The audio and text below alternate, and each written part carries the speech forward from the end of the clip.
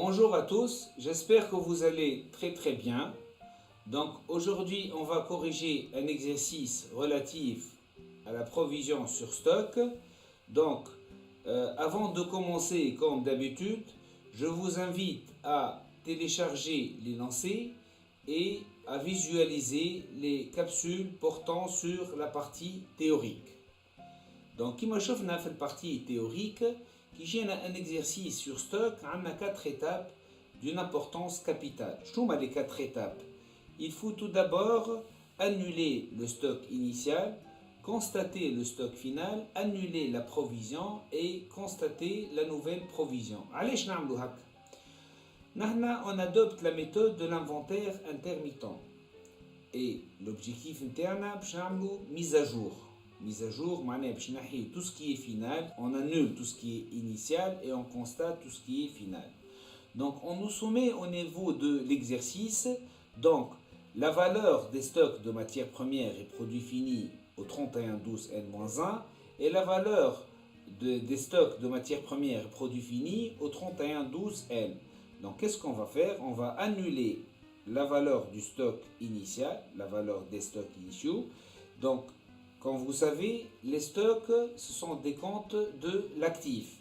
Donc, les comptes de l'actif augmentent au débit et diminuent au crédit. Donc, on annule la valeur du stock, on va les créditer.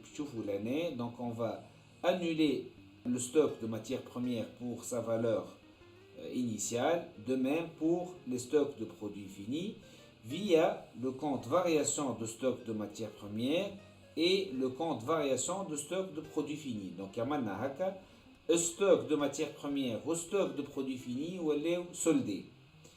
Puis, qu'est-ce qu'on va faire? La valeur de stock de matières premières au stock de produits finis, la valeur finale, et on va essayer de la faire apparaître. Donc, je vais 23500, elle est la valeur du stock final de matières premières ou la valeur de stock de produits finis au 31-12N. Bien sûr, on va transiter par le compte variation de stock de matières premières pour la même valeur et on va transiter par le compte stock de produits finis qui va être porté au crédit pour la même valeur. Donc finalement, quand on a des comptes hantés, on va tout simplement le stock de matières premières. هو فيه كان valeur de stock initial, on a annulé le compte, on a soldé le compte, puis on a constaté au débit le compte du stock final. Donc finalement, on a la valeur du stock final. Passons à la partie provision. Comme je le provision. Le provision à le stock, c'est le coût d'achat ou le coût de production, le coût historique, moins la valeur de réalisation nette. Le cours, qui coule la valeur de réalisation nette, le cours ou le prix sur le marché, fait date en question. مثلا إذا كان نحطوا la provision au 31-12N-1, نحطوا l'année la valeur de réalisation nette au cours de l'année N-1. Commençons par le stock de matières premières. On constate que le prix d'achat est de 12 150. Par contre, la valeur d'inventaire, voilà, le prix sur le marché, s'élève à 12 960. Donc, on est dans le cas d'une plus-value latente. Le prix a augmenté. Et comme vous savez, en vertu du principe de prudence, les plus-values latentes ne sont pas comptabilisées. Par contre, pour les stocks de produits finis, la valeur s'élève le prix d'achat s'élève à 34 600. Par contre, la valeur d'inventaire s'élève à 32 800.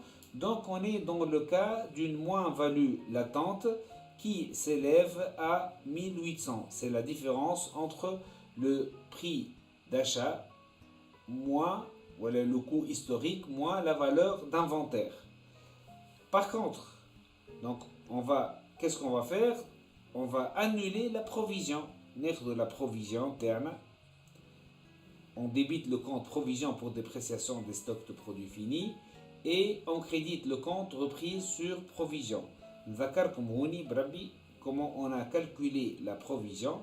Donc, le coût de production, le coût d'achat, on est dans le cas d'un stock de produits finis et on a éliminé, on a retranché la valeur de réalisation nette. Passons à la constatation du stock final. Donc, pour le stock final, on va commencer par les produits finis. La valeur, le coût historique ou bien le coût de production des produits finis s'élève à 36 900. Par contre, la valeur d'inventaire est de 38 200.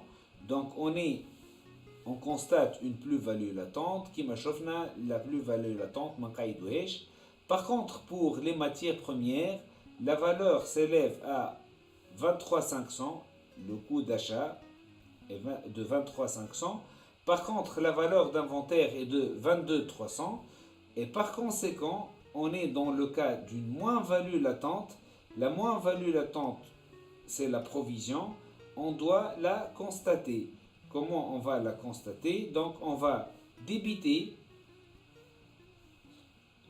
le compte dotation aux amortissements et provisions, comme vous voyez, et créditer le compte provision pour dépréciation pour la valeur des plus-values latentes.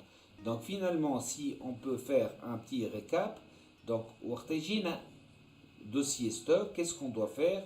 On doit annuler le stock initial et constater le stock final, c'est la mise à jour, et on doit annuler la provision sur stock initial, bien sûr si elle existe, et constater la provision sur stock final. Donc sur ce, je vous remercie et à bientôt.